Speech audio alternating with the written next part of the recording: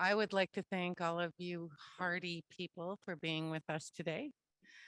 My name is Lisa Glebe. I'm the Executive Director of Advancement here at the University, and I'm going to start with a plug for our students before I move into an introduction today.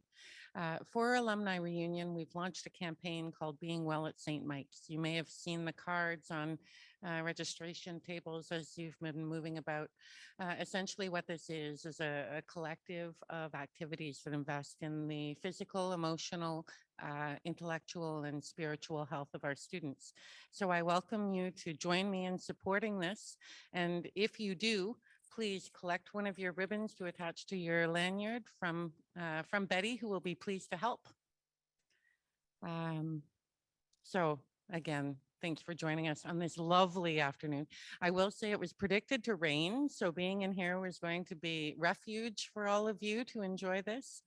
But this afternoon, we will enjoy a lecture featuring Dr. Alison More titled The Other Sister, Women, Inconsistencies, and the Historical Record. Her talk will focus on women who pursued forms of religious life outside of the cloister in Western Europe during the later Middle Ages. Is it later or latter? I never quite knew. Dr. Moore is the inaugural holder of the Comper Professorship in Medieval Studies. Dr. Moore is a passionate Latinist, interested in alternative interpretations of absences and inconsistencies in the historical record. In particular, her research investigates the intersections between social and religious culture in Northern Europe from 1250 to 1450. She teaches the Boyle Seminar in Scripts and Stories, which introduces first-year students to medieval and Celtic studies.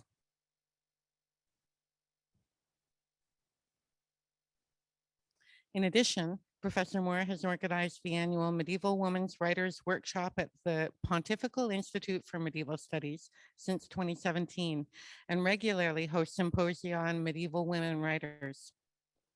Dr. Moore studied Latin in Rome with Reginald Foster and has further developed her skills through teaching and research fellowships at Harvard, the University of Edinburgh, and Radboud University. So just a couple words about the Comper Professorship. This endowed position was made possible by a foundational investment by St. Michael's alumnus, Dr. Tony Comper, retired president and CEO of BMO Financial Group. Dr. Comper believes that studying liberal arts, in particular literature, provides significant insight into human nature and offers essential knowledge in interpersonal skills, the most important skill for success in business and indeed life. So we greatly appreciate his generosity in helping us to advance academic excellence here at St. Mike's. Please join me in welcoming Dr. Alison More.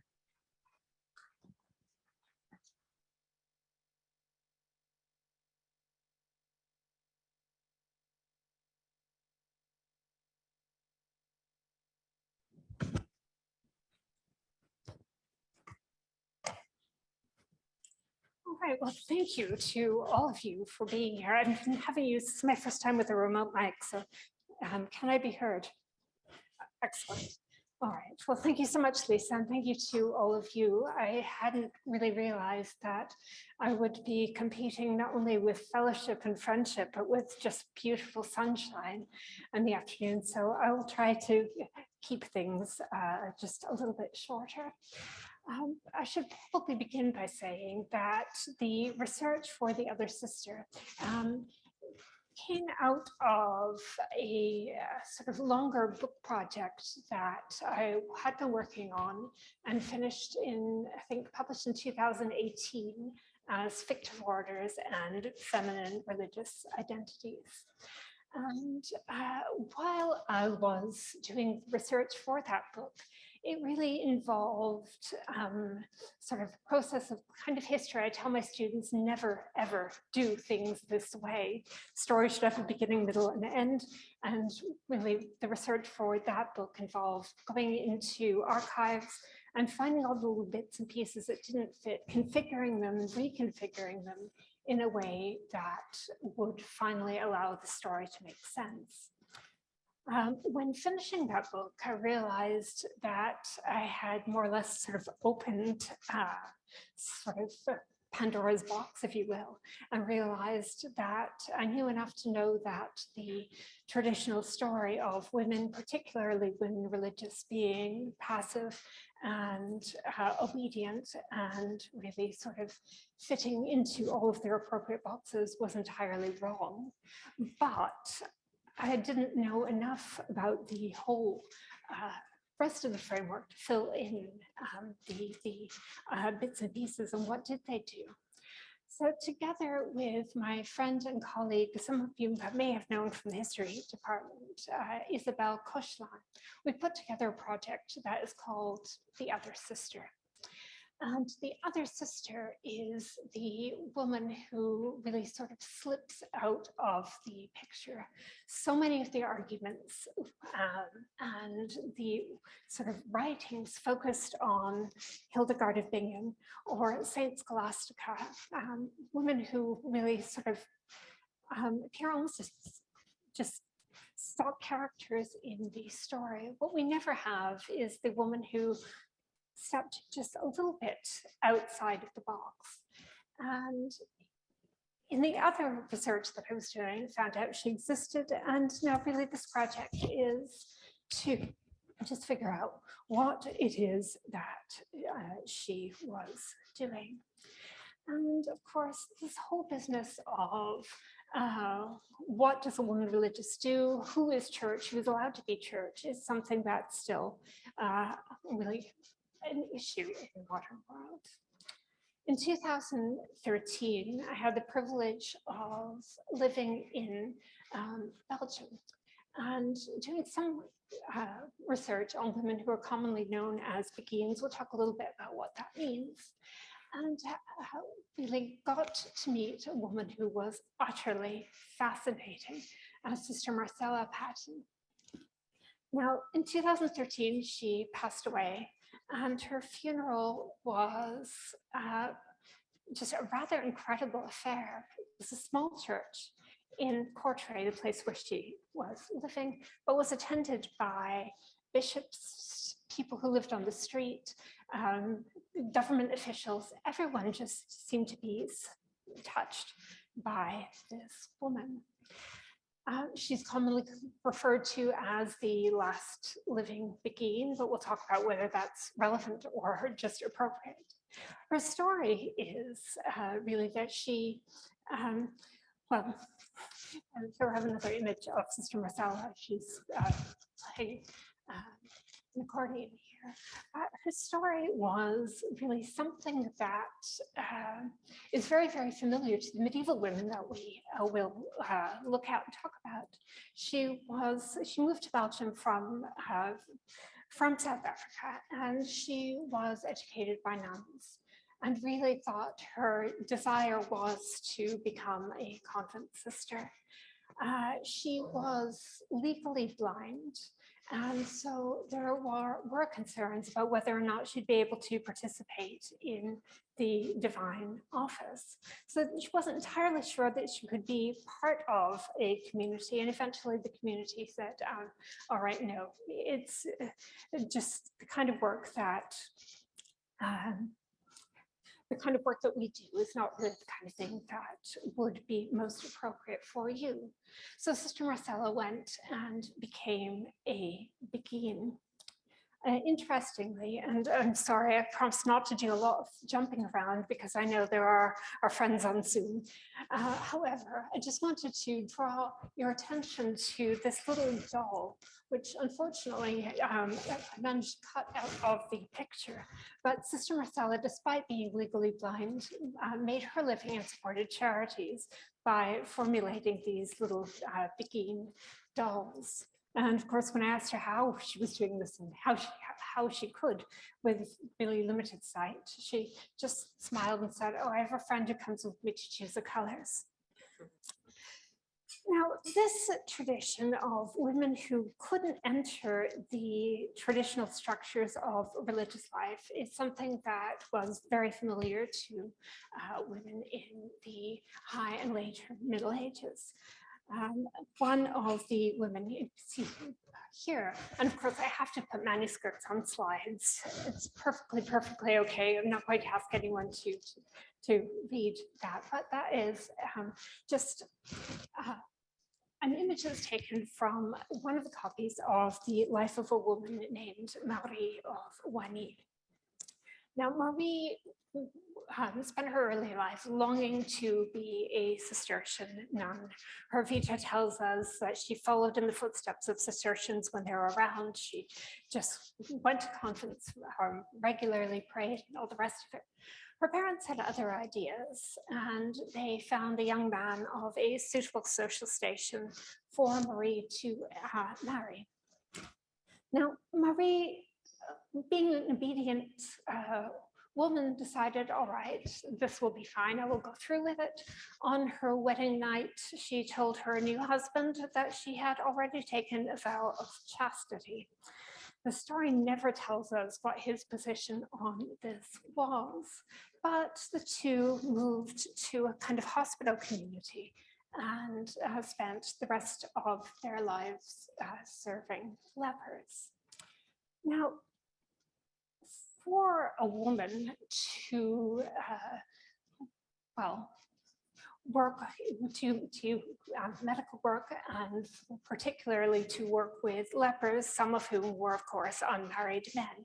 And you might think, I definitely think that sort of leprosy is not the most romantic of settings, but of course you did end up having fears about this and fears about Marie in general. What's she doing? Is she allowed to be doing this?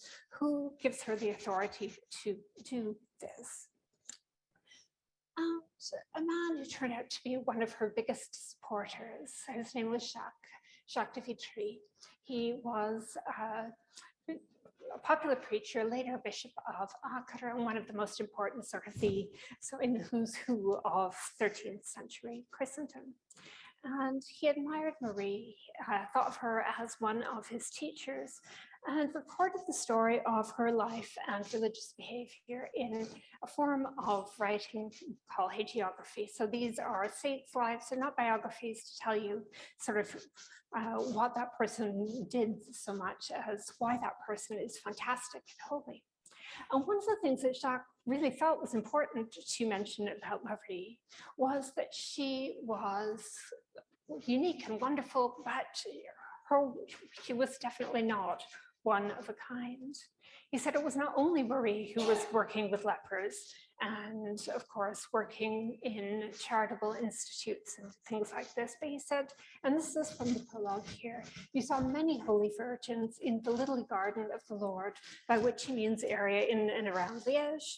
You saw crowds of them in different places where they scorned carnal enticements for Christ, despised the riches of the world for love of their heavenly kingdom, clung to their heavenly bridegroom in poverty and humility, and earned a sparse meal with their hands.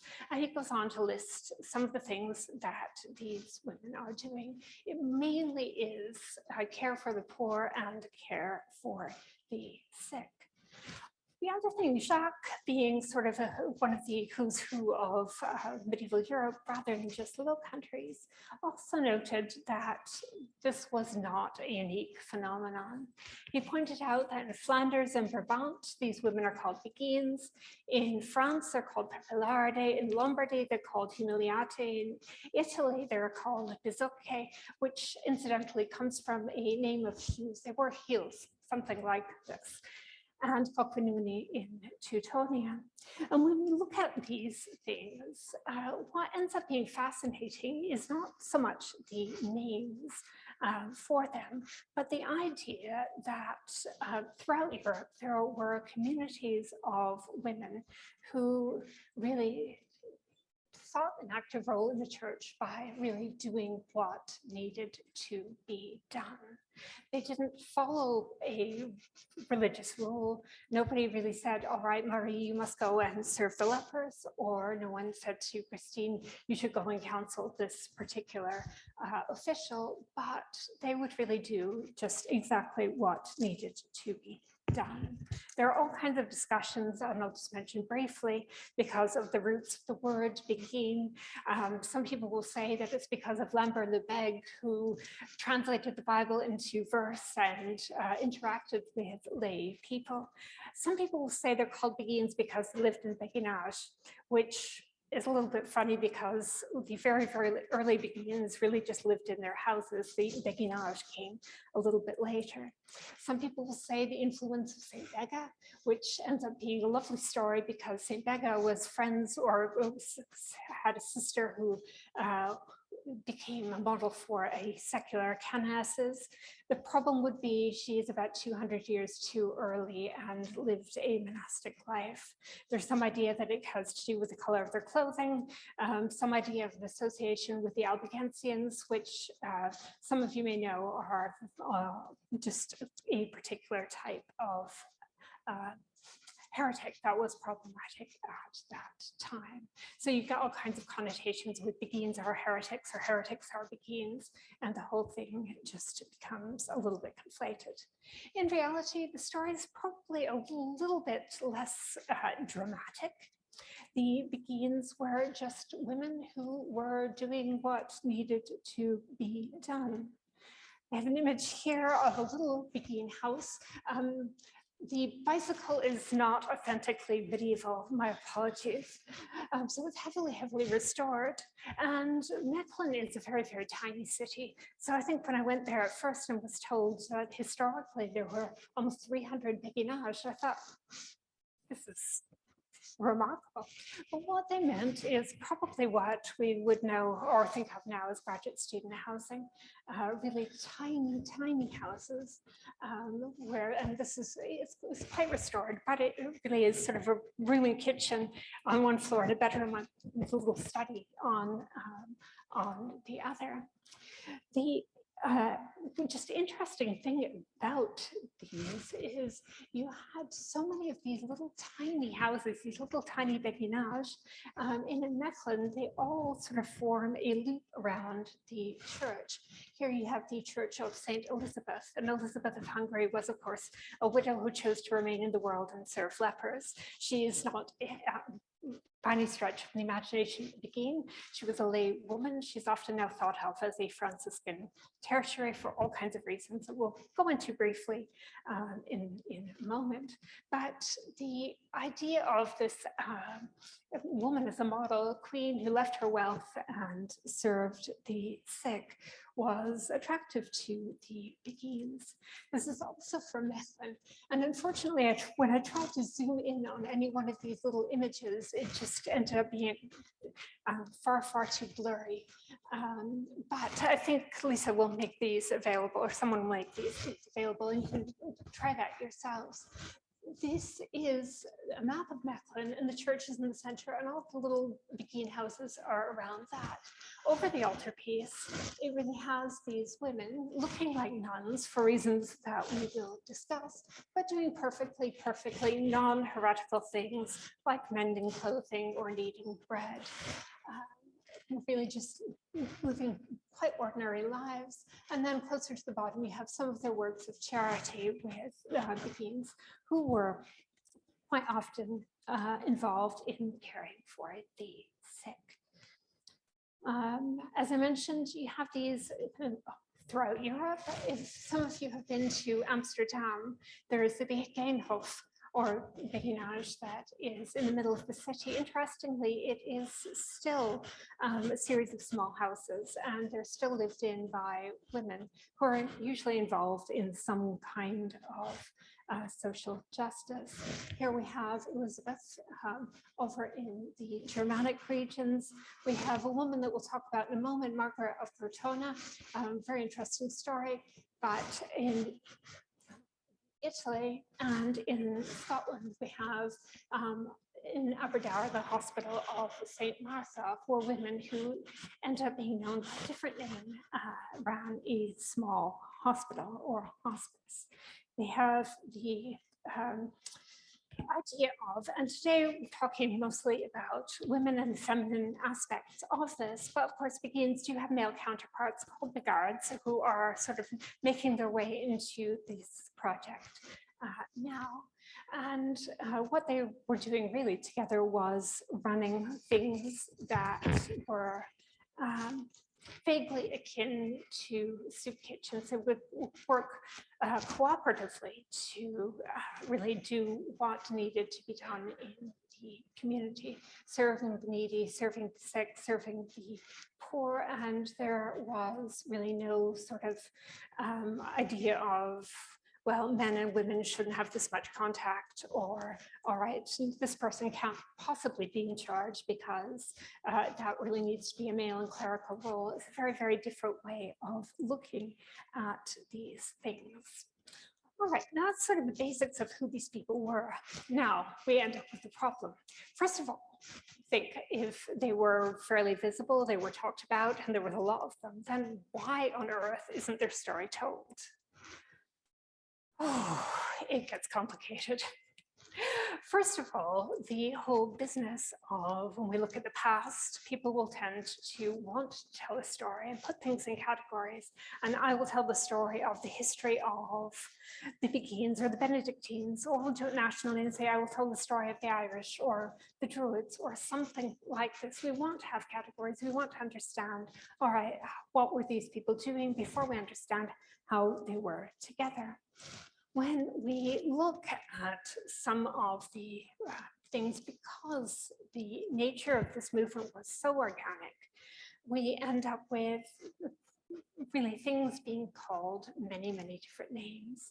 We end up with the difficulty of not only were these things being sort of called by different names, but when you have these names without an official sort of backing, they slip away. This just slip a little bit off the table.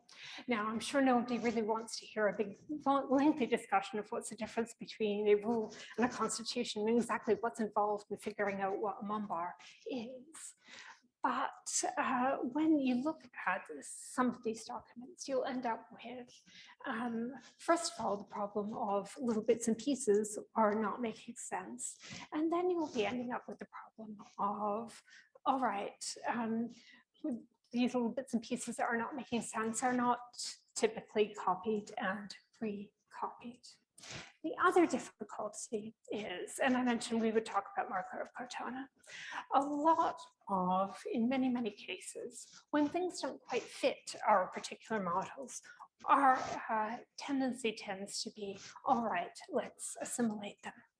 So story time. This woman is, her name is Margaret, and she is from Cortona in the later 13th century. If you look at the image there, it is something called a panel vita. So there's typical hagiographical models. You have a saint in the middle surrounded by little scenes from her life. Unfortunately, some of the scenes are damaged. And Margaret really had a very non-traditional type of story. She was extraordinarily beautiful as a young woman, motivated partly because of economic circumstances and partly just seemingly by falling in love. She became concubine to quite a wealthy man. They lived together for about 9 years. They had a child. Her hagiographer talks about how she loved to dress in fancy clothes, wander around the town, spend her days seeing people and being seen, and all of the rest of this, and being just extraordinarily frivolous. Her world came really crumbling down when Margaret's partner, concubine, her male concubine husband, passed away suddenly and tragically. And of course, she had really no status. She went, of course, to a local religious community and tried to enter. They wanted absolutely nothing to do with a woman who was probably more famous for her ill repute at that point than her saintly reputation. Eventually, she found a noble woman who took pity on her, and they created a small hospital community for pregnant women mainly, and looking after the often orphaned children. She, at the same time, conveniently in hagiography, developed a reputation for miraculous things happened around her. People would come to her and be healed. People would come to her and she would know their stories, know their mind, offer counseling, and that kind of thing. If she predicted lottery numbers, that part is left out of the story, but it seems as though she was a woman of many talents. As the story goes, of course, the local religious orders, particularly the Franciscans, lost some of their distrust of Margaret and started desiring a closer relationship with this woman. This closer relationship eventually turned into, again, now the candlers, the bishops, and sort of the institutional church, as it were sort of saying, okay, well, she is a woman, she's doing good work, she's doing necessary work, and somebody needs to take care of these children, take care of these women, somebody needs to carry out nursing or healing, that kind of thing. But well, she's an unmarried woman who has a rather colorful past. What do we do with her?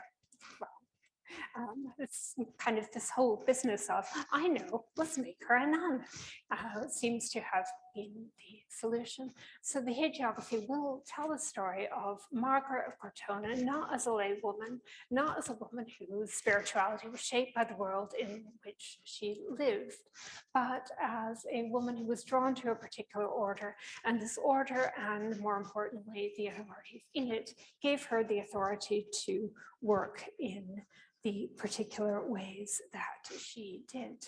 And of course, some of her things were a little bit controversial, and these are some of the scenes from her life. They're very, very blurry. So 17th century drawing, giving away her clothing.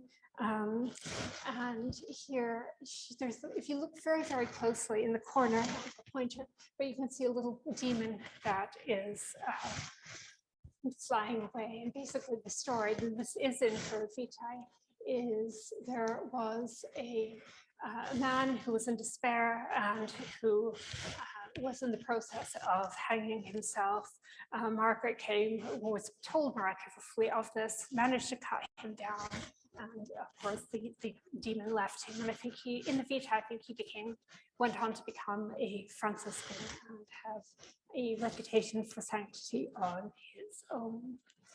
But all of these sort of little bits and pieces, giving away one's clothing and interacting with the people who were sort of in the most depths of despair, was something that was not particularly encouraged for women at that time, and who were being sort of increasingly steered towards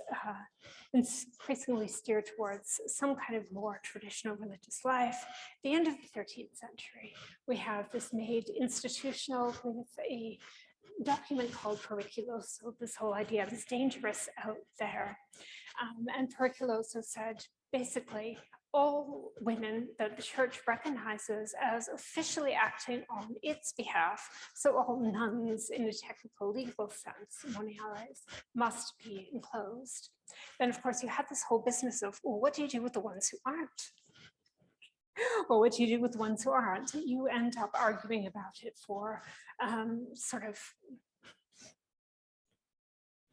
I think 700 years is about as far as I've gotten in tracing the story, and talking to friends who are living a kind of quasi-religious life in the Dominican territory.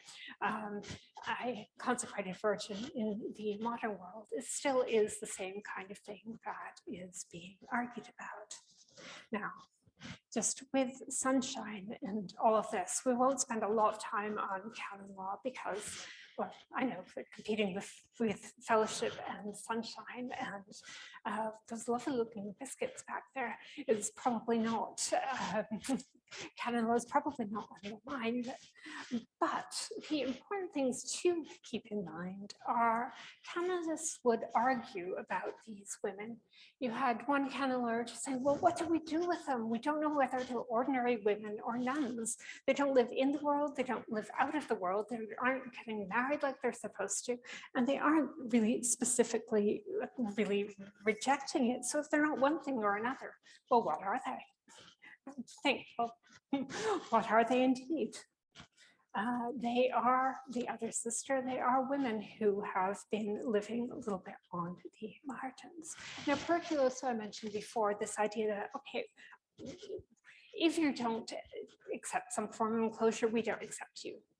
And beginning of the 14th century, and this again talks to why these are so difficult to just try to understand.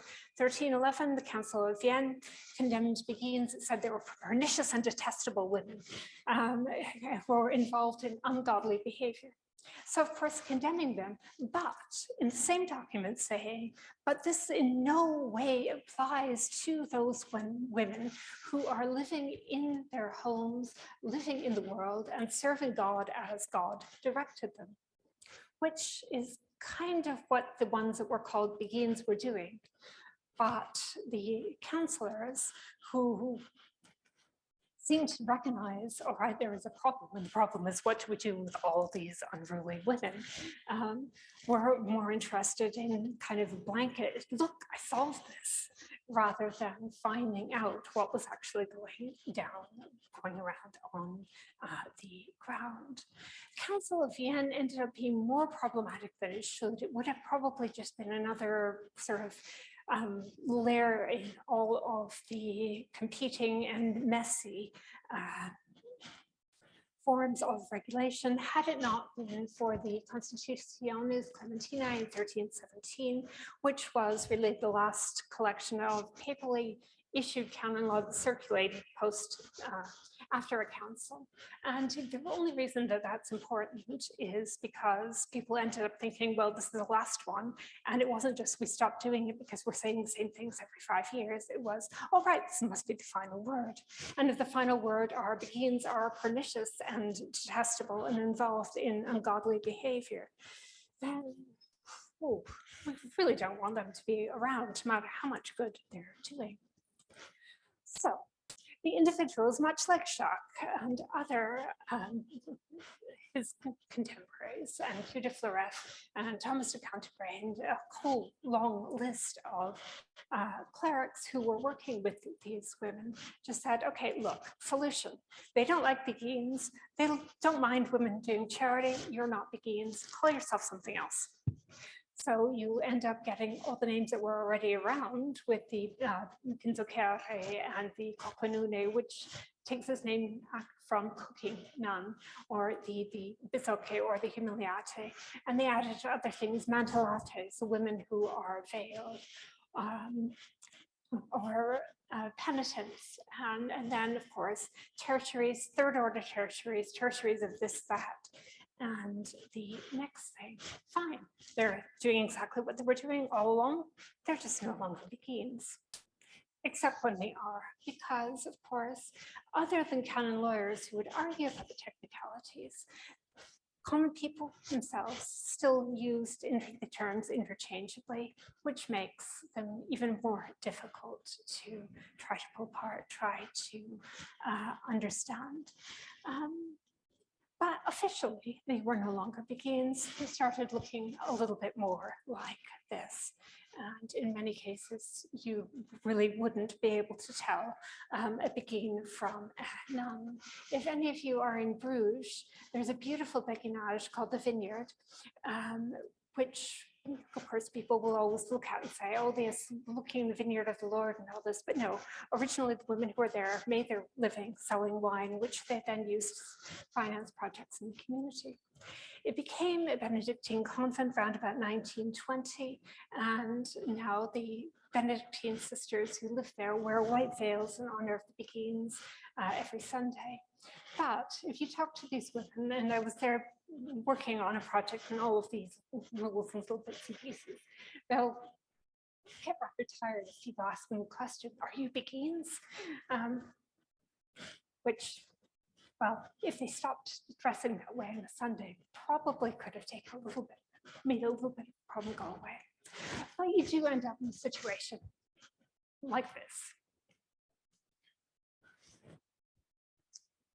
Two women religious who look have all of the trappings of holiness, but on one of them we have this little tale. What do we do with these women? What do we not do with these women?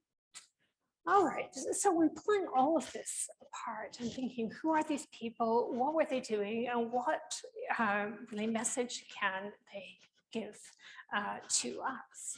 And one of the things that is really, really important is when we're talking about women and we're talking about tradition, we have this idea that, and I have conversation with students quite often who seem to think sort of women first came out of boxes in about 1978. Nobody really did anything of any great import before then. But it is something that they're very, very surprised to hear about with this. Okay, women were working in these communities. Doesn't mean they were nurses, and were they doctors? And the care of what was going on in a medieval hospital, you probably did not want to be in a medieval hospital. If you could afford to be sick at home, then be sick at home. That was probably a better outcome. But the kinds of things that they were doing in these, there's really no distinction between sort of serving the sick and caring for the sick and really being trained to perform what seems to be relatively minor surgeries. There's an absolutely fascinating community that is, well, it's the ruins of a community now that is outside Edinburgh. It was an Augustinian community where you have just friars and sisters both caring for the sick. And what makes this community really, really fascinating is, again, jigsaw history, probably not the most probably not the easiest historiography, but you can look at what was in their garden and what was in their library and what their sort of medical remedies were, and put these two things together and think, all right, this is what they were doing. And it just gives you a new sort of way into seeing something. When you start looking at how were these communities supporting themselves, a colleague of mine recently came across financial records that were the money paid for the women in the community to be trained as scribes. And of course, you think, well, of course, if they were scribes, they must have done this. But the idea of finding 14th century evidence of really investment in women's education is, again, something that we don't necessarily associate with Middle Ages in general, and certainly not the medieval church. But when we start to kind of pull away all of these trappings and then go sort of find who these people were or what they did, it undermines this idea of, all right, women shouldn't be active because that's not traditional, and allows a much broader conversation about, well, what does it mean to be church? What does it mean to be a religious? And our image really goes from really a singular idea of Christianity to something that would be a little bit more like this. Many different faces of women religious. All right, I have a little bit of time for questions, and I believe Kevin has a microphone and things like that, and you do still have sunshine, so I didn't steal your whole afternoon.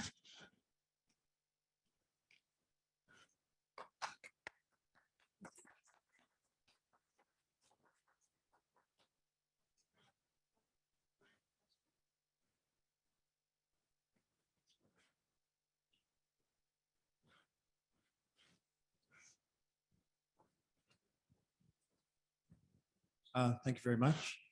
One reason I'm here is because I was curious to see if there was mention of Marguerite Parente from, and I figured this would fit into this mold pretty well. She does, and there are so many women who fit into this. Marguerite is utterly fascinating because for those of you who are less familiar with her, she was a woman who wrote in medieval France. She is alternately called a feminine theologian or a heretic. She was specifically accused of this antinomian heresy with this idea that God has enlightened me, therefore I can do no wrong. Not me, obviously, but that's the way the particular heresy went. And then the thing that always comes up with Marguerite Parente is, was she a Beguine or not? Because she's often talked about as Beguine and Beguine heretic. And she seems to have lived near a community of Beguines, but not been one of them. So can we still call her a Beguine or not? And when we realize it's a completely constructed term, so it's a woman who's living in the world and doing her thing, then yes. But Marguerite, the other thing that's fascinating, I love Marguerite, is her writings were condemned as heretical. Her Mirror of Simple Souls was condemned as heretical. And it basically sort of says, if God is speaking to you and telling you to be nice to people, then really you should do this, which doesn't seem to me like a terrible way of living. But it was, first of all, exonerated by the theologians who examined it. Then later it was condemned by a panel of theologians who wanted to distance themselves a little bit from the word Beguine. When it was condemned, then Marguerite ended up being tried for heresy and burned. So not a good ending to the story for her.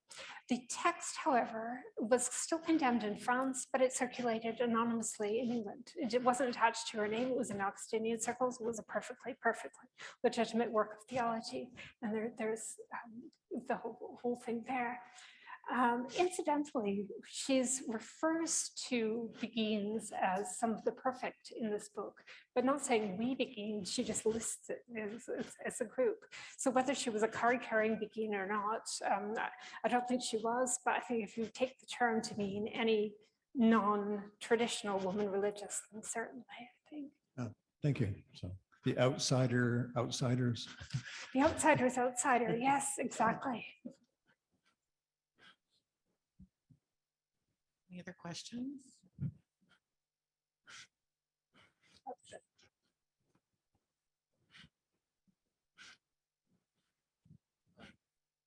Could you just briefly elaborate on Mechtilde Magdeburg and her significance?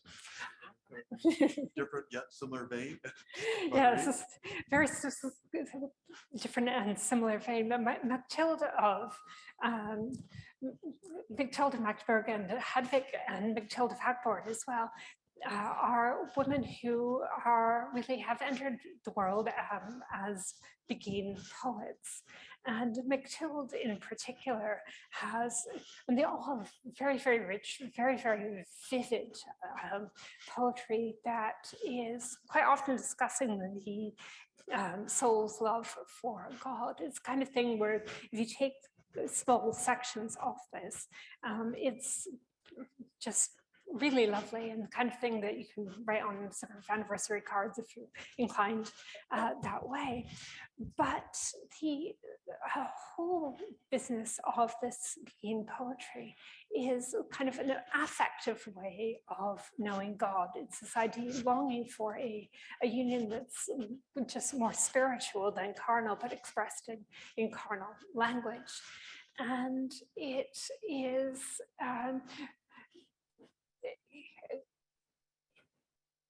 there are all kinds of ways where we can look at this as kind of Beguine theology, it's called, which seems, if we use a kind of broader definition, it seems to be more an idea of a lay piety, but this whole business of longing for direct union with God in and through the world.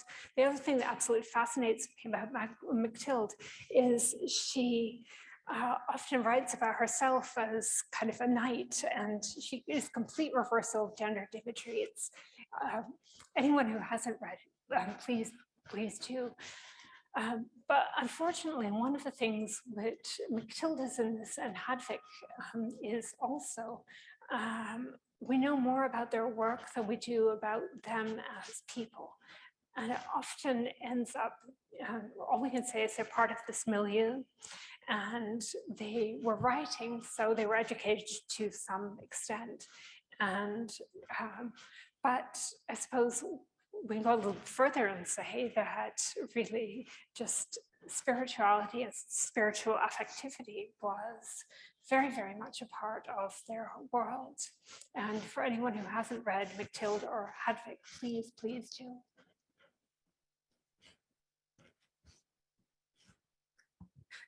Do we have her? Okay.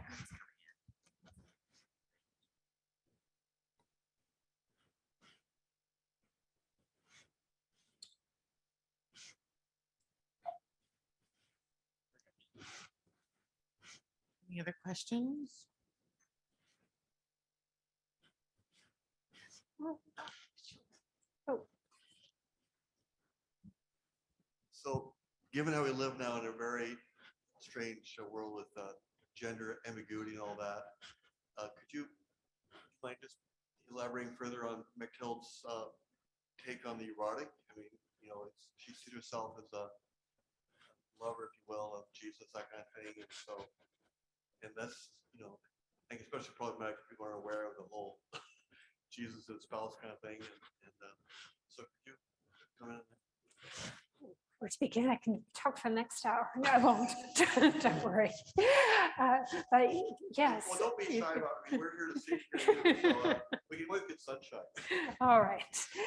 But with this whole affectivity idea of this just complete longing for God in the very, very literal sense of the erotic, eros, and is this idea of longing. And much like the modern world, we have in a later medieval ideas of gender don't really seem to be sort of fixed to any binary, but they do seem to have just a set of symbolic expectations. And we have, there are interesting studies done on the masculinity and the femininity of Christ. I think Carolyn Walker Bynum, who is a just amazingly prolific and wonderful medievalist, has written a book called Jesus' Mother, where she's talking about the Cistercian abbots really using maternal imagery to talk about this whole idea of nurturing. And with the Beguine poetry, some of the gender imagery that changes back and forth really seems, if you read enough of it, to be talking a little bit about the whole mystical idea of annihilation. I'm transcending my body.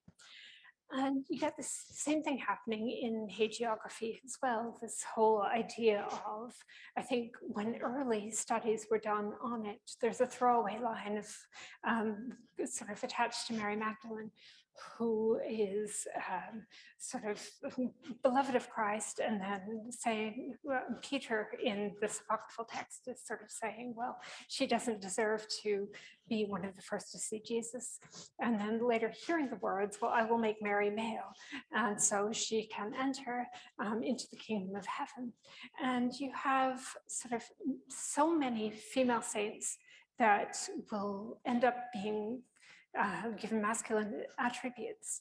And conversely, in the lives of male saints, you often find them increasingly being given feminine attributes towards the rest of their life. So it seems like my reading of it is that sort of the gender inversion isn't so much of just a literal type thing, but this idea of this is the only way that we can show that we're transcending this, and we're not transcending masculinity or femininity so much as transcending humanity. And when we transcend humanity, then we can allow God to be in us and speak through us. Oh, sorry. Did the Beguines have a habit, a standardized habit of some kind? Oh, that's an open question. Early on, no. No. And the tertiaries, I think the hagiographer of one woman says she wore the habit of true penitence, by which she meant the cheapest thing she could possibly find. But then later on, I think women have here, Margaret of Cortona, by the end of the 13th century, the penitents were usually showing their allegiance to a particular group. So the ones who were connected with the Dominicans would usually wear some kind of black. The ones that were connected with Franciscans would usually wear some kind of gray. Margaret with the checked habit. The checked habit is most closely associated with secular penitence, but these weren't hard rules just at any point in time. Later on, when you have these sort of revivified Beguines in the 16th and 17th century, then largely it is the white veils that are still honored in Bruges. I only ask because they weren't instantly recognizable by authorities or anyone necessarily. And also, once they were persecuted or deemed unhealthy spiritually, was there, given the strong nature of this sorority, were they an underground movement, like a resistance of some kind, or is that how it worked? Oh, there are ones that were connected with spiritual Franciscans. If anyone really wants to make a sort of very popular kind of drama, then have a look at the sort of Beguine families connected with Franciscan spirituals and the kind of whole underground railroad thing in the south of France, and all kinds of tales of espionage and secret handshakes and that kind of thing. But largely in most of Europe, where they're being, especially in Northern Europe, you wouldn't really face any kind of backlash unless you were saying, look, I'm a Beguine, pay attention to me. Most of the women who are living this lifestyle would be, and there'd be absolutely no way if I could tell if Lisa were a Beguine or not. And she was, yes, checkered. So they were independent agents in a way. It was independent agents, and this is the kind of thing that's just I find so fascinating. These were ordinary people, and there were ordinary people who were just doing what needed to be done.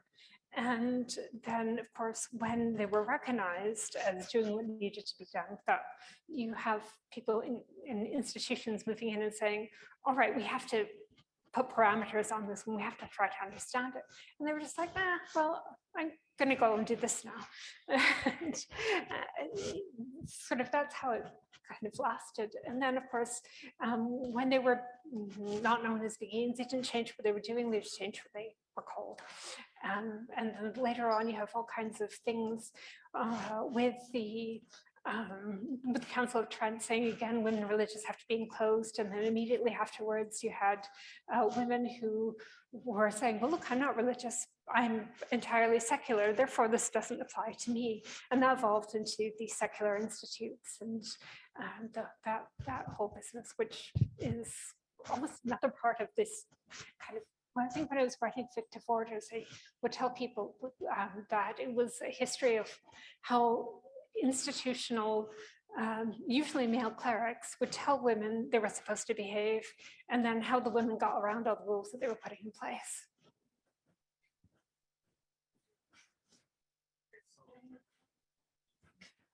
That is an absolutely fascinating question. Is it a strictly Christian concept, or did it cross over into other faiths? And it's an absolutely fascinating question, because this is one of the places that the other sister is looking.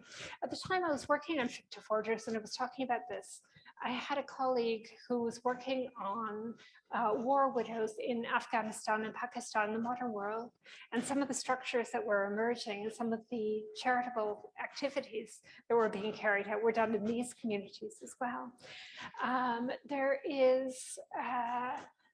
There's work being done on communities of Jewish midwives that seem to have this quasi-religious dimension.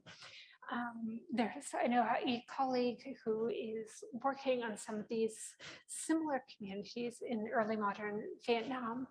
And so the answer is, I think there are, and I think there are parallels. But I don't think there's been enough work that has been done on it yet, or at least not enough work that's come into dialogue with work that's being done on the Christian folks.